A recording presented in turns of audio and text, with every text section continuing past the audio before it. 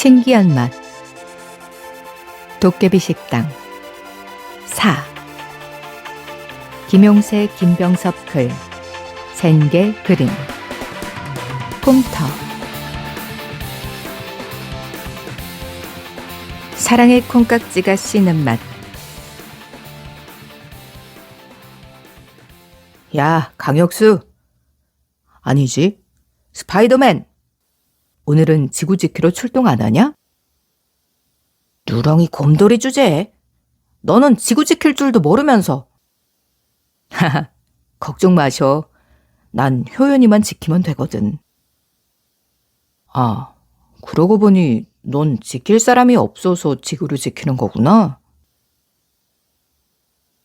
두만이가 혁수 어깨를 툭툭 치고는 불쌍하다는 듯이 고개를 절레절레 흔들었다. 치, 여자친구 생겼다고 우쭐대기는. 멧돼지같이 생긴 녀석이 어떻게 효연이 마음을 얻은 거지? 혁수는 먹구름이 잔뜩 낀 흐린 하늘처럼 얼굴이 어두워졌다. 요즘 두만이와 효연이가 찰싹 붙어있는 모습을 볼 때마다 너무 부러웠다. 여자의 마음은 정말 알다가도 모르겠다. 두만이가 반에서 굳은 일을 도맡을 정도로 확 달라진 건 맞지만 그렇다고 효연이가 두만이랑 사귈 줄이야.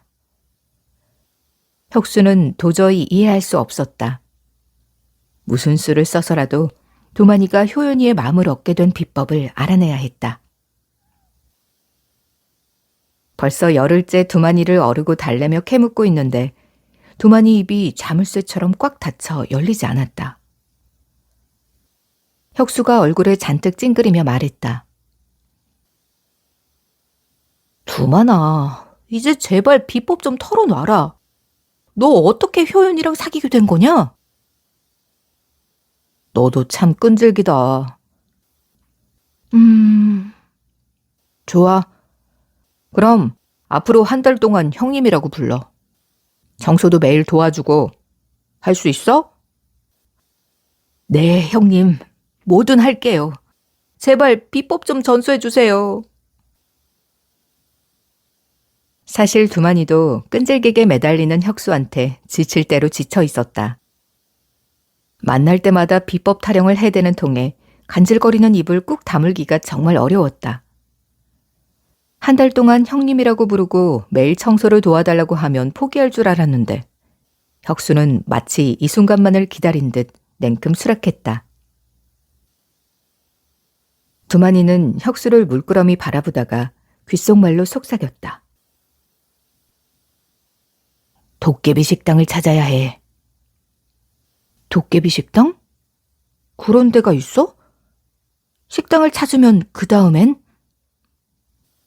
도깨비 식당에서 맛있는 음식을 먹으면 소원이 이루어져. 식당은 공원 근처에 있었어. 너도 한번 가봐. 뭐? 큰맘 먹고 형님이라고 불러줬더니 너 정말 너무하는 거 아니냐? 혁수는 짜증이 확 치밀었다. 식당에서 맛있는 음식을 먹으면 소원이 이루어진다니 말도 안 되는 소리였다. 혁수는 어이가 없었다. 그런데 두만이 눈빛이 그 어느 때보다 진지했다. 내 말 믿어. 이게 거짓말이면 내가 네 동생이다. 거긴 정말 특별한 곳이야. 혁수는 여전히 믿기지 않았지만 속는 셈치고 도깨비 식당을 찾아보기로 했다. 아니, 꼭 찾아야 할 것 같았다. 두만이의 진지한 눈빛이 머릿속에 꽉 박혀 떠나지 않았기 때문이다. 내일 내가 행운의 편지 한 통을 줄게. 그거 가지고 공원 근처를 한번 돌아봐. 분명히 공원 옆에 있었는데 식당이 도깨비처럼 사라졌어. 하지만 혹시 알아? 너는 찾을 수 있을지. 그럼 비법을 전수했으니 형님은 이만 간다. 그러더니 두만이는 뭔가 대단한 비밀이라도 되는 것처럼 집게 손가락을 입가에 대고 입을 동그랗게 오므렸다. 다음 날 학교가 끝나자마자 혁수는 공원으로 갔다. 두만이가 건네준 행운의 편지를 호주머니에 찔러 넣고 만지작거리면서 공원 근처를 여기저기 살폈다. 두만이가 분명히 이쯤이라고 했는데. 그런데 도깨비 식당이 정말 있기는 한 건가? 혁수는 공원 근처를 한참 맴돌았지만 도깨비 식당은 어디에도 보이지 않았다. 간간히 들려오는 고양이 울음소리, 바스락거리는 낙엽 소리 외에는 아무 소리도 들리지 않았다. 고요한 침묵이 허공을 맴돌았다. 얼마나 걸었을까? 너무 지친 나머지 넋이 나간 혁수는 파란 하늘을 보며 한숨을 내쉬었다. 휴, 나도 예쁜 여자친구가 생겼으면... 혁수가 간절하게 중얼거리던 그때 어디선가 산들바람이 불어왔다. 그리고 그 바람 너머로 상큼한 과일 향이 실려왔다. 이건 무슨 향기지? 사과향 같은데? 아, 정말 좋다. 혁수는 자신도 모르게 두 눈을 지그시 감고 냄새를 쫓아 걷기 시작했다. 얼마 뒤 눈을 뜨자 눈앞에 황금빛 간판이 번쩍이는 붉은 식당이 서 있었다. 도깨비 식당이다. 혁수는 조심스레 도깨비 식당의 문을 열었다. 식당 내부는 생각보다 널찍했다. 하지만 붉은 벽지를 가득 메운 도깨비 무늬가 어딘지 으스스했다. 마치 저승문턱에 서 있는 것처럼 스산한 기운이 혁수의 몸을 파고드는 것 같았다. 저기요. 아무도 없나요? 그러자 주방에서 화려한 한복을 차려입은 도화랑이 나왔다. 도화랑은 혁수의 머리카락을 이리저리 살피더니 이상하다는 듯 고개를 갸웃했다. 얘는 황금색 머리카락이 없는데 여기를 어떻게 찾은 거지? 도화랑은 한참을 갸웃거리다가 이유를 알겠다는 듯이 고개를 끄덕였다. 도화랑의 눈길이 혁수의 투명한 머리카락에 가닿았다. 그 순간 투명한 머리카락 한 올이 햇빛을 받아 반짝 빛났다. 일단 앉으렴. 여길 찾아내다니 운이 좋구나. 혁수는 차갑고 도도한 도화랑을 보자 뭔가 일이 잘못된 것 같아 온몸이 오그라들었다. 마치 염라대왕 앞에 선 죄인처럼 고개를 들 수 없었다. 도화랑의 눈을 피해 바닥만 내려다보던 혁수는 겨우 용기를 내어 말했다. 친구가 여기 음식이 엄청 맛있다고 해서요. 혁수는 멋쩍게 웃으며 어색한 분위기를 바꿔보려고 애썼다. 하지만 도화랑은 여전히 무표정한 얼굴로 혁수를 뚫어지게 쳐다보았다. 도화랑은 무언가를 한참 고민하더니 조금 뒤 눈빛이 확 바뀌었다. 마치 화살의 시위가 팽팽하게 당겨진 것처럼 매서운 눈빛이었다. 여기까지 온 것도 다 인연이니 맛있는 음식을 하나 해주마. 진실한 사랑을 찾는 맛으로 해볼까 하는데 어때? 진실한 사랑이요? 좋아요. 혁수는 도화랑이 음식을 해준다고 하자 그제야 안도의 한숨을 내쉬었다. 게다가 진실한 사랑을 찾는 맛이라니 바로 혁수가 딱 원하는 것이었다. 그런데 뭔가 불안한 마음이 가시지 않았다. 혹부리 영감이 이런 기분이었을까? 죄를 지은 것도 아닌데 마치 오지 말아야 할 곳에 와서 가시방석에 앉아있는 느낌이었다. 자, 그럼 향긋한 사과로 매혹적인 요리를 만들어 진실한 사랑을 찾아볼까? 주방으로 들어간 도화랑이 익살스러운 눈빛으로 혁수를 보며 중얼거렸다. 솥뚜껑을 열자 뿌연 연기가 피어올랐다. 모락모락 하얀 연기 사이로 누런 삼배천이 보였다. 도화랑이 삼배천을 젖히자 찹쌀가루와 소금, 설탕을 섞어 만든 하얀 찹쌀 반죽이 보였다. 알맞게 잘 익었군. 딱 봐도 쫀득해 보이네. 찹쌀 반죽을 확인한 도화랑은 나무 쟁반을 꺼내 콩가루를 한가득 흩뿌렸다. 고소한 콩가루 향이 주방을 넘어 식당 전체로 퍼져나갔다. 도화랑은 콩가루 위에 찹쌀 반죽을 놓고 그 위에 다시 콩가루를 듬뿍 뿌렸다. 그런 다음 노랗게 변한 찹쌀 반죽을 두 손으로 꾹꾹 누르며 치대면서 네모난 모양으로 만들기 시작했다. 떡인가? 정말 쫀득해 보이네. 혁수가 그렇게 생각하는 순간 도화랑이 불쑥 말했다. 허허, 인절미처럼 보이겠지만 내가 만드는 음식은 떡이 아니란다. 저는 아무 말도 안 했는데 어떻게... 혁수가 놀라서 묻자 도화랑이 생긋 웃었다. 도화랑의 매서운 눈초리가 조금은 부드러워진 것 같았다. 혁수의 마음속에 남아있던 불안이 어느새 스르르 녹아내렸다. 슥슥. 도화랑은 넓적한 나무 주걱으로 찹쌀 반죽을 먹기 좋게 썰었다. 썰어놓은 반죽에 콩가루를 살살 뿌려 버무리자 맛있는 인절미가 완성되었다. 자, 인절미가 완성되었으니 본격적으로 요리해볼까? 도화랑은 도깨비 문양이 있는 독특한 와플팬을 꺼냈다. 그리고 붓으로 팬의 양면에 참기름을 바르고 약한 불에 올려 달구었다. 팬 위에 두툼한 인절미 한 덩이를 올렸다. 도화랑은 와플팬을 지그시 누른 뒤 양면을 돌려가며 천천히 익혔다. 고소한 떡 냄새가 식당 구석구석으로 번져나갔다. 황금 들녘에서 누렇게 익어가는 벼처럼 와플이 노릇노릇 익었다. 잠시 후 겉은 바삭하고 속은 촉촉한 도깨비 모양의 인절미 와플이 하얀 접시 위에 놓였다. 도화랑은 찬장에서 도자기 청자에 담긴 야생화 벌꿀을 꺼내왔다. 뚜껑이 닫혀 있는데도 절대 잊을 수 없는 달콤한 향이 진하게 풍겨나왔다. 도화랑은 나무 숟가락으로 벌꿀을 떠서 와플 위에 지그재그로 뿌렸다. 나무 숟가락이 움직일 때마다 깊은 숲에서 자라는 야생화의 달콤한 꽃향기가 퍼져나왔다.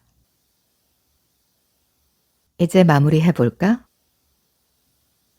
도화랑은 빨갛게 잘 익은 사과 하나를 꺼내 깨끗하게 씻은 후 반으로 잘랐다.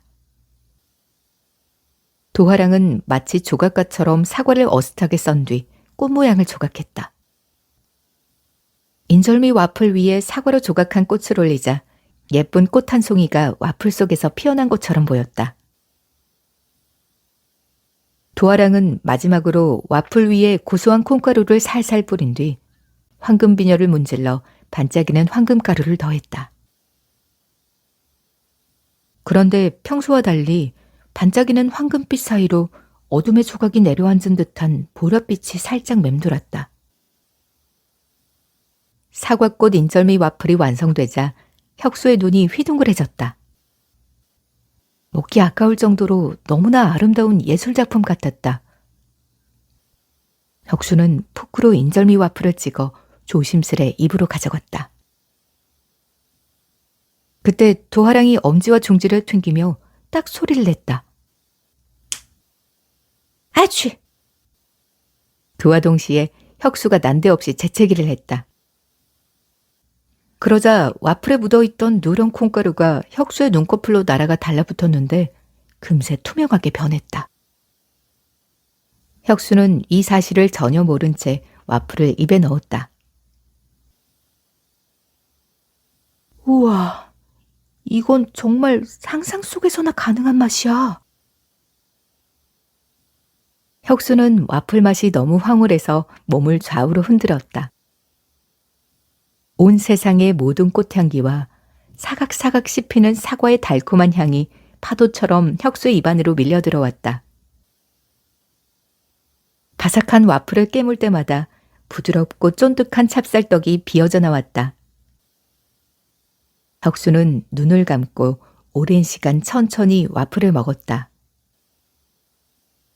와플을 한 입 베어물 때마다 마치 노란 나비 한 마리가 입속을 훨훨 날아다니는 것 같았다.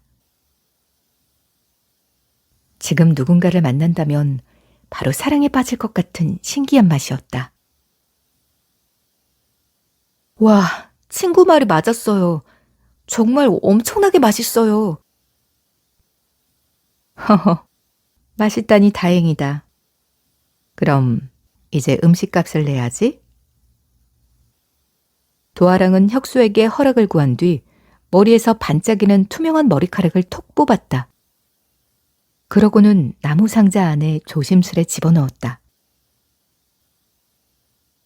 보름달이 뜨면 곧 알게 되겠지. 네? 그게 무슨...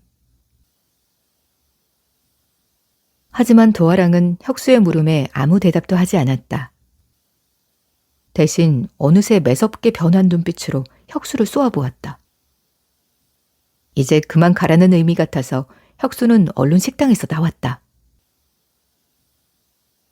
진짜 도깨비 식당이 있었어. 정말 신기한 맛이야. 혁수는 무언가에 홀린 듯 집으로 터벅터벅 걸어갔다. 눈을 감을 때마다 시원한 숲속 냄새와 상큼한 사과향이 밀려들었다. 그 진한 향기에 취한 듯 머릿속이 어질어질했다. 다음 날, 혁수는 등교하자마자 두만이를 찾았다. 두만아, 네 말이 맞았어. 거기 정말 최고더라. 쉿, 조용히 해. 다른 애들이 듣겠어. 거봐, 내 말이 맞지? 앞으로 형님한테 잘해라. 둘은 약속이라도 한 것처럼 고개를 끄덕이며 웃었다. 그때 처음 보는 여자아이가 선생님과 함께 들어왔다. 아이들이 웅성거리기 시작했다. 다들 조용히 하고 집중. 자, 오늘 우리 반에 전학 온 친구가 있어요. 이름은 민소혜. 다들 사이좋게 지내도록 해요. 소혜야, 친구들한테 인사하렴. 안녕, 나는 민소혜야. 앞으로 친하게 지내자. 소혜가 가볍게 손을 흔들며 인사했다. 아나운서처럼 차분한 말투와 상냥한 표정, 해맑은 미소. 길고 가느다란 손가락을 보자마자 혁수는 심장이 터질 것 같았다. 혁수는 자기도 모르게 손을 흔들었다. 그러자 소혜가 손을 흔드는 혁수를 바라보며 살짝 웃었다. 혁수의 심장이 미친 듯이 요동쳤고 그 심장 소리가 귓가에 울리는 듯했다. 분명히 나를 보고 웃었어. 혁수는 넋을 놓고 소혜를 바라보았다. 귀여운 단발머리에 노란 초승달 머리핀, 반짝거리는 눈망울, 살짝 들어간 보조개. 혁수가 그토록 바라던 완벽한 이상형이었다. 연예인도 저렇게 예쁘진 않을 거야. 혁수는 소혜에게 첫눈에 반해버렸다. 소혜야, 혁수 옆자리가 비어있으니 저기 가서 앉으렴. 선생님의 말에 혁수는 정신이 번쩍 들었다. 소혜가 다가와 혁수 옆자리에 앉자 향긋한 꽃향기가 은은하게 퍼졌다. 안녕. 앞으로 잘 부탁해. 그래. 학교 생활하면서 궁금한 게 있으면 뭐든 물어봐. 혁수의 말에 소혜가 환하게 웃었다. 혁수는 그날 힐끗힐끗 소혜를 훔쳐보느라 수업을 제대로 듣지 못했지만 상관없었다. 너무 행복해서 가슴이 터질 것 같았다.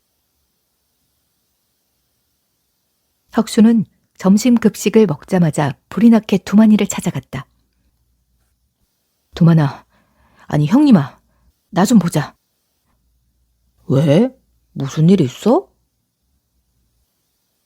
혁수는 두만이에게 자신의 속마음을 털어놓은 뒤 다짜고짜 두 번째 비법을 알려달라고 했다. 뭐? 소혜가 좋다고? 쉿, 조용히 좀 해. 넌 왜 그렇게 눈치가 없냐? 하하, 너도 참. 소혜가 전학 온 지 얼마 되지도 않았는데 벌써 사랑에 빠진 거야?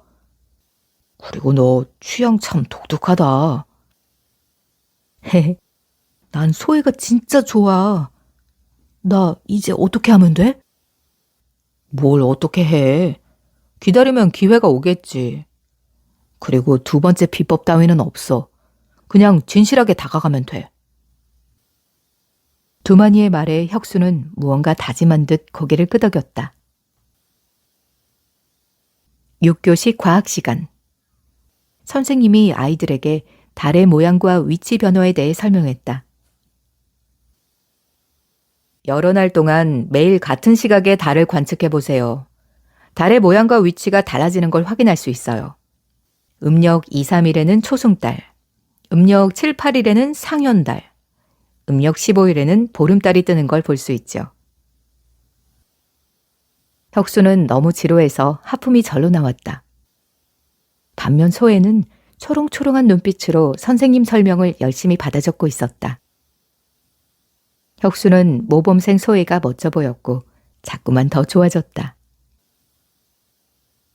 정말 천사가 따로 없다. 공부도 진짜 열심히 하네.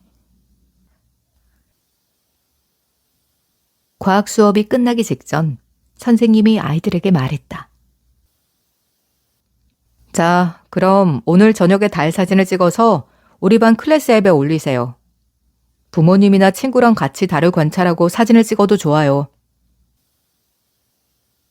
아싸, 달님이 기회를 만들어주시는구나. 혁수는 크게 심호흡을 한 뒤 소혜에게 말을 걸었다. 소혜야, 나랑 같이 달 사진 찍지 않을래? 안 그래도 이 동네를 아직 잘 몰라서 어디서 달을 관찰하면 좋을까 고민했었어. 잘 됐다. 좋아. 저녁 먹고 7시쯤 학교 운동장에서 볼까? 7시? 좋지. 그럼 이따 학교에서 봐. 내 핸드폰 번호는... 소혜와 단둘이 만나서 이야기할 기회를 얻다니 혁수는 하늘에 날아갈 것처럼 기분이 좋았다. 달님 고맙습니다. 혁수는 창너머로 하늘을 바라보며 밝게 웃었다. 땅거미가 지고 어둑해진 밤. 혁수는 자전거를 타고 학교에 갔다. 가방에서 삼각대를 꺼내 운동장에 설치하고 있는데 저 멀리 소혜의 모습이 보였다. 소혜야, 여기야, 여기. 혁수가 소혜를 향해 손을 흔들었다. 일찍 왔네. 아직 7시 안 됐는데. 나도 방금 왔어. 너도 10분이나 일찍 왔네? 하하하. 혁수는 괜히 멋쩍어서 일부러 더 크게 웃었다. 오늘이 음력 3일이니까 초승달이 곧 보일 거야. 바람이 불면서 조금씩 구름이 걷히자 정말 소의 말대로 눈썹처럼 예쁜 초승달이 나타났다.